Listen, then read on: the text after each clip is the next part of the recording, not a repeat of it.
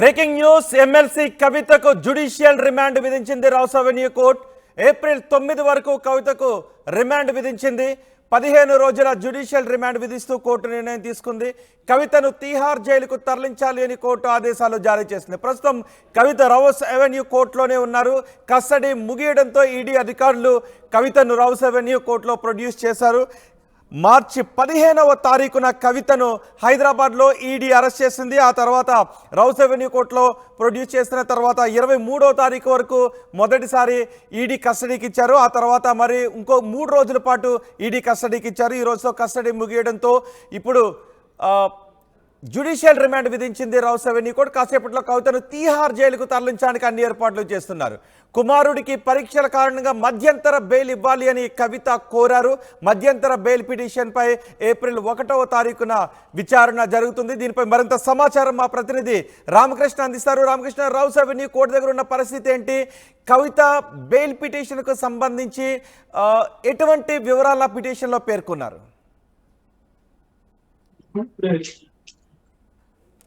ఇక్కడ నుంచి rows avenue court నుంచి తీహార్ జైలుకి తీసుకెళ్తున్నారు. ఈ రోజు కోర్టులో చాలా నాటకీయ పరిణామాలు జరిగాయని చెప్పొచ్చు రోహిత్.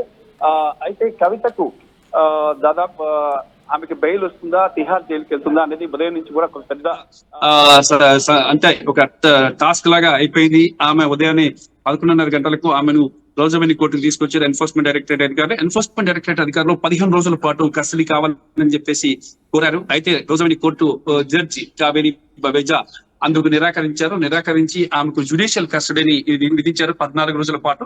ఈ నేపథ్యంలో ఏప్రిల్ 9న తిరిగి ఆమెను కోర్టుకి సబ్మిట్ చేయాల్సి ఉంటుంది. మరి ప్రస్తుతం మనం రౌస్ అవెన్యూ కోర్టులో ఉన్నాము. ఆమె కోర్టులోనే ఉన్నారు. కోర్టు నుంచి ఆమెను ఇప్పుడు తిహార్ జైలుకి తీసుకెళ్లేందుకు ఏర్పాట్లు చేస్తున్నారు. ఇక నేరుగా తిహార్ జైలుకి వెళ్తున్నారు. తిహార్ జైలుకి వెళ్ళిన తర్వాత ఆమె ఏప్రిల్ 1-2 తారీఖుల తర్వాత ఆమె బెయిల్ పెట్టుకోవడానికి అవకాశం ఉంటుంది. అయితే మధ్యంతర బెయిల్ ఆల్రెడీ వేశారు కాబట్టి మధ్యంతర బెయిల్ కి సంబంధించి ఈ రోజు ఈవినింగ్ లోపు దానికి సంబంధించి ఒక డెసిషన్ కోర్టు నుండి వచ్చే అవకాశం అయితే ఉంది. ఏదైనా సరే ఈ మధ్య లిక్కర్ స్కామ్ లో ఆమె పాత్ర ఉంది అంటూ అరెస్ట్ చేసినప్పటికీ, ఎన్ఫోర్స్మెంట్ డైరెక్టరేట్ అరెస్ట్ చేసినప్పటికీ సరైన కారణాలు చూపించిన నేపథ్యంలో ఆమెకి ఇప్పుడు తిహార్ జైలుకి పంపించడం జరిగింది. కస్టడీకి ఇచ్చేందుకు నిరాకరించింది రౌస్ అవెన్యూ కోర్టు. 15 రోజుల పాటు కస్టడీ ఇవ్వాలి, కవితను ఇంకా చేయాల్సి చాలా ఉంది అని చెప్పేసి చెప్పింది. అయితే ఇప్పటిదాకా జరిగిన దర్యాప్తు ఏం జరిగింది, దర్యాప్తు వివరాలన్నింటినీ కూడా రౌస్ అవెన్యూ కోర్టుకి ఎన్ఫోర్స్మెంట్ డైరెక్టరేట్ ఇవ్వడం జరిగింది. మరి ఆ రకంగా వచ్చినప్పటికీ కూడా ఎన్ఫోర్స్మెంట్ ఇప్పుడు మనం చూస్తున్నాము, దాదాపుగా కవిత అడ్వకేట్లు మనం చూస్తున్నాం. కవిత అడ్వకేట్స్ కానీ, కవిత లాయర్లు కానీ, కవితకు సంబంధించిన వ్యక్తులు కానీ ఇక్కడ కోర్టు ప్రాంగణానికి వచ్చారు. మరి కోర్టు ప్రాంగణంలో వాళ్ళు చూస్తున్నాం, వాళ్ళందరూ కూడా కవిత కోసం ఎదురు చూస్తున్నారు. ఆమెను తిహార్ జైలుకి తీసుకువెళ్ళిపోతున్నారు. ఇప్పుడే కోర్టు నుంచి ఆమెను తిహార్ జైలుకి తీసుకెళ్లే ప్రయత్నం అయితే జరుగుతోంది. మరి కొద్ది సేపట్లో ఆమెను తిహార్ జైలుకి తీసుకెళ్తారు. అది మద్యం కుంభకోణంలో కవిత పాత్రకి సంబంధించి ఎన్ఫోర్స్మెంట్ డైరెక్టరేట్ ఇచ్చినటువంటి ఇప్పటిదాకా దర్యాప్తు చేసింది. దాదాపు 10 రోజుల పాటు దర్యాప్తు చేసింది. దర్యాప్తు చేసి ఇంకా 15 రోజులు అడిగేసరికి కోర్టు నిరాకరించింది. దర్యాప్తు జరిగిన విధానం కానీ, అక్కడ ఇన్సైడ్ జరిగిన పరిస్థితులు కానీ కవిత లాయర్లు కోర్టుకి విన్నవించారు. దాంతో పాటు తన కొడుకుకి ఎగ్జామ్స్ ఉన్నాయి కాబట్టి తనకు బెయిల్ ఇవ్వాలి అంటూ కవిత తరపున న్యాయవాదులు కోరినప్పటికీ కూడా అందుకు కోర్టు నిరాకరించింది. అందుకు కోర్టు ఈ అంశం మీద పరిశీలన జరుపుతుంది. మధ్యంతర బెయిల్ విషయానికి సంబంధించి మరికొద్ది సేపట్లో రౌస్ అవెన్యూ కోర్టు నుంచి ఉత్తర్వులు వచ్చే అవకాశాలు అయితే కనిపిస్తున్నాయి. అయితే కవిత ఇప్పుడు తిహార్ జైలుకి వెళ్తున్నారు. తిహార్ జైలుకి వెళ్ళిన తర్వాత ఆమె తిహార్ జైలు నుంచి ఎక్కడికి ఇప్పుడు ఆల్రెడీ మనం చూస్తున్నాము, కవితను తిహార్ జైలుకి తీసుకెళ్ళడానికి ఏర్పాట్లు అన్ని చేశారు. ఇక్కడ చూస్తున్నాం, వెహికల్స్ చూస్తున్నాం రోహిత్. చూడండి, ఇక్కడ వెహికల్స్ 2 వెహికల్స్ పెట్టారు, పెద్ద వెహికల్స్ పెట్టారు. ఇక్కడ ఎస్కార్ట్ వెహికల్స్ పెట్టారు. అలాగే మనం మొత్తం కూడా చూపిస్తుంది ఆర్టీవీ. ఇక దాదాపుగా కవితను మరికొద్ది సేపట్లో తిహార్ జైలుకి తిహార్ జైలుకి తీసుకెళ్ళడానికి అన్ని ఏర్పాట్లు కూడా చేస్తున్నారు. మరి ఆమె ఈ కేసుకి సంబంధించి ఎన్ఫోర్స్మెంట్ డైరెక్టరేట్ వద్ద ఆధారాలు, అంటే కవిత ఇందులో ఈ మద్యం కుంభకోణంలో ఉన్నారు అనడానికి సంబంధించిన ఆధారాలు ఎక్కువ లేకపోవటమే ప్రధానంగా ఈ రోజు ఎన్ఫోర్స్మెంట్ డైరెక్టరేట్ ఆమెను జ్యుడిషియల్ రిమాండ్కి ఇవ్వడం జరిగింది. ఎందుకంటే ఈడీ 15 రోజుల పాటు కస్టడీకి అడిగినప్పటికీ కూడా ఎన్ఫోర్స్మెంట్ డైరెక్టరేట్ కి అవకాశం. మరి ఇదే విధంగా అరవింద్ కేజ్రీవాల్ విషయంలో కూడా ఇదే జరుగుతుంది. మరి ఆయన కూడా ఈ కేసులో, అంటే మద్యం కుంభకోణంలో ఉన్నట్టు స్పష్టమైన ఆధారాలు ఎన్ఫోర్స్మెంట్ డైరెక్టరేట్ వద్ద లేవు. మరి ఆమెను అరెస్ట్ చేసిన తర్వాత ఆధారాల కోసం, ఎవిడెన్స్ కోసం ఎన్ఫోర్స్మెంట్ డైరెక్టరేట్ ట్రై చేస్తుంది. మరి ఇప్పుడు ఆమెని ఇక్కడి నుంచి తిహార్ జైలుకి తీసుకువెళ్ళడానికి అవసరమైన అన్ని ఏర్పాట్లు చేస్తున్నారు రోహిత్. ఇక్కడ మనం చూస్తున్నాము,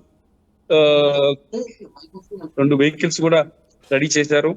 అలాగే ఎస్కాట్ వెహికల్స్, వ్యాన్స్ అన్నిటిని కూడా రెడీ చేయడం జరిగింది. ఇక్కడ నుంచి ఆమెను నేరుగా తిహార్ జైలుకి తీసుకువెళ్తారని చెప్పేసి తెలుస్తుంది.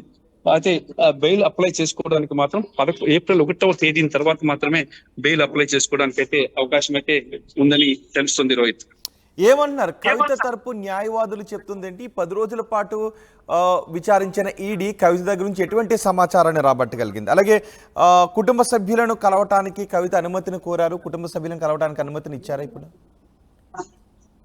అయితే యాక్చువల్ గా అయితే ఈ ఎన్ఫోర్స్మెంట్ డైరెక్టరేట్ వద్ద ఈ ఎవిడెన్స్ అనేది చాలా వీక్ గా ఉంది. మరి ఆమె ఈ కేసులో పాల్పడినట్టు కానీ, ఈ కేసులో మద్యం కుంభకోణంలో ఉన్నట్టు కానీ, ఎన్ఫోర్స్మెంట్ డైరెక్టరేట్ ఉన్న ఆధారాలు ఏవైతే ఉన్నాయో, ఎవిడెన్సెస్ కానీ, ఇవన్నీ కూడా చాలా వీక్ గా ఉన్నాయి. ఎవిడెన్సెస్ వీక్ గా ఉన్న నేపథ్యంలోనే ఆమెను ఇప్పుడు జ్యుడిషియల్ రిమాండ్ కి విధించడం జరిగింది. జ్యుడిషియల్ రిమాండ్ కి విధించడం జరిగింది. ఏమైనా సరే ఈ కేసులో కవితకు ఒక రకంగా జ్యుడిషియల్ రిమాండ్ అంటే ఒక రకంగా బెయిల్ వచ్చేసే అవకాశం ఉంది. యాక్చువల్గా ఈ రోజు బెయిల్ వస్తుందని ఎక్స్పెక్ట్ చేసినప్పటికీ కూడా బెయిల్ రాలేదు, మరి బెయిల్ ఇవ్వలేదు. మరి ఈ నేపథ్యంలోనే ఆమెని తిహార్ జైలు తీసుకువెళ్ళడానికి అనవసరమైనటువంటి అన్ని ఏర్పాట్లు కూడా ఇప్పుడు జరుగుతున్నాయి. రోహిత్, మనం 2 వెహికల్స్ ఇక్కడ చూసాం, పెద్ద వెహికల్స్, వ్యాన్లు. ఈ వ్యాన్లు అలాగే 2 ఎస్కాట్ వెహికల్స్ కూడా ఉన్నాయి. ఆమె ప్రజాప్రతినిధి కావడంతో ఆమెకు కొంత ప్రోటోకాల్ ఉంటుంది. ఆ ప్రోటోకాల్ ప్రకారం ఆమెని తిహార్ జైలుకి తీసుకువెళ్లాల్సి ఉంటుంది. మరి ఇప్పటికే వెహికల్స్ అయితే అరేంజ్ చేశారు ఆమెను తీసుకువెళ్ళడానికి. 2 ఎస్కాట్ వెహికల్స్ అలాగే ఈ వెహికల్స్ కూడా ఉన్నాయి. మరి కొద్దిసేపట్లో ఆమెని తిహార్ జైలుకి తీసుకెళ్తారని సమాచారం అందుతుంది. అక్కడ ఎవరున్నారు? రౌస్ అవెన్యూ కోర్టు దగ్గరకు బీఆర్ఎస్ నేతలు కానీ, కుటుంబ సభ్యులు కానీ వచ్చిన వాళ్ళు ఎవరైనా ఉన్నారు అక్కడికి? రౌస్ అవెన్యూ కోర్టు దగ్గరికి ఆయన ఆమె భర్త అనిల్ కుమార్ అలాగే కొంతమంది బీఆర్ఎస్ నేతలు కూడా ఉన్నారు. దాంతో పాటు వద్దిరాజు రవిచంద్ర, పార్లమెంట్ రాజ్యసభ సభ్యుడు వద్దిరాజు రవిచంద్ర కూడా ఇందులో ఉన్నారు. రైట్ రామకృష్ణ, ఎమ్మెల్సీ కవితకు జ్యుడిషియల్ రిమాండ్ విధించింది కోర్టు. 10 రోజుల ఈడీ కస్టడీ ముగిసిన తరువాత ఈరోజు ఈడీ అధికారులు కవితను రౌస్ అవెన్యూ కోర్టు ముందు ప్రవేశపెట్టారు. రౌస్ అవెన్యూ కోర్టు ఏప్రిల్ 9 వరకు కవితకు రిమాండ్ విధించింది. ఈలోపు బెయిల్ వచ్చినట్లయితే కవిత బయటకు వచ్చే అవకాశం ఉంటుంది, లేదా ఏప్రిల్ 9న మరోసారి కవితను రౌస్ అవెన్యూ కోర్టు ముందు ప్రొడ్యూస్ చేస్తారు. 15 రోజుల జ్యుడిషియల్ రిమాండ్ విధిస్తూ కోర్టు నిర్ణయాన్ని తీసుకుంది.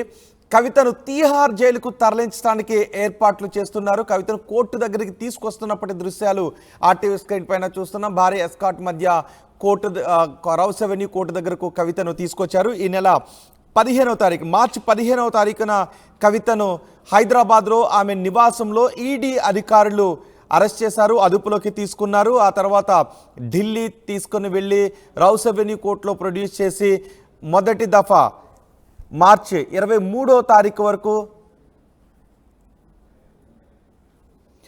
మార్చి 23వ తారీఖు వరకు మొదటి దఫా కస్టడీకి ఇచ్చారు. ఆ తర్వాత మళ్ళీ ఈడీ కస్టడీకి అడగడంతో 26వ తారీఖు వరకు, ఈ రోజు వరకు ఈడీ కస్టడీకి ఇచ్చింది కోర్టు. 2 సార్లు కస్టడీ ముగిసిన తర్వాత ఈరోజు కోర్టులో ప్రొడ్యూస్ చేశారు. మరోవైపు కవిత బెయిల్ పిటిషన్ కూడా మూవ్ చేశారు. కుమారుడికి పరీక్షల కారణంగా మధ్యంతర బెయిల్ ఇవ్వాలి అని కవిత కోరారు. కవిత బెయిల్ పిటిషన్పై సమాధానం ఇవ్వడానికి ఈడీ కూడా సమయాన్ని కోరింది కౌంటర్ వేయడానికి. బెయిల్ ఆర్డర్ని రౌస్ అవెన్యూ కోర్టు రిజర్వ్ చేసింది. భర్త సోదరిని కలవటానికి కూడా కవిత అనుమతిని కోరారు. అయితే కవిత కొన్ని వ్యాఖ్యలు చేశారు. ఇది మనీ లాండరింగ్ కేసు కాదు, ఇది పొలిటికల్ లాండరింగ్ కేసు అని అంటున్నారు. ఒక నిందితుడు ఇప్పటికే బీజేపీలో చేరాడు, మరో నిందితుడు బీజేపీ టికెట్ పొందాడు, 3వ నిందితుడు బాండ్ల రూపంలో బీజేపీకి 50 కోట్ల రూపాయలు ఇచ్చాడు అంటూ కవిత అంటున్నారు. నేను క్లీన్గా బయటకు వస్తాను, అప్రూవర్గా మాత్రం మారను అని కవిత అంటున్నారు. ఇది తప్పుడు కేసు అని కవిత అంటున్నారు.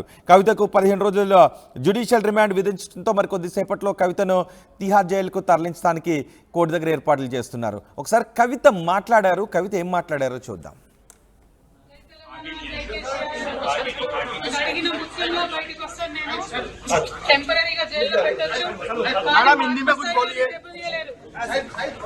This is not a money laundering case, it is a political laundering case.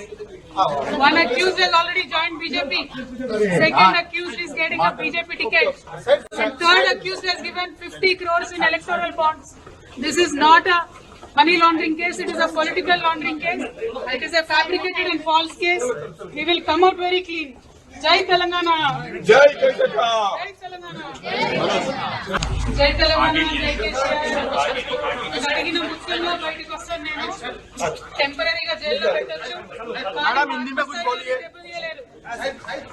This is not a money laundering case. It is a political laundering case. One accused has already joined BJP. Second accused is getting a BJP ticket. And third accused has given 50 crores in electoral bonds. This is not a money laundering case. It is a political laundering case. It is a fabricated and false case. We will come out very clean. Jai Telangana. జై కవితక్క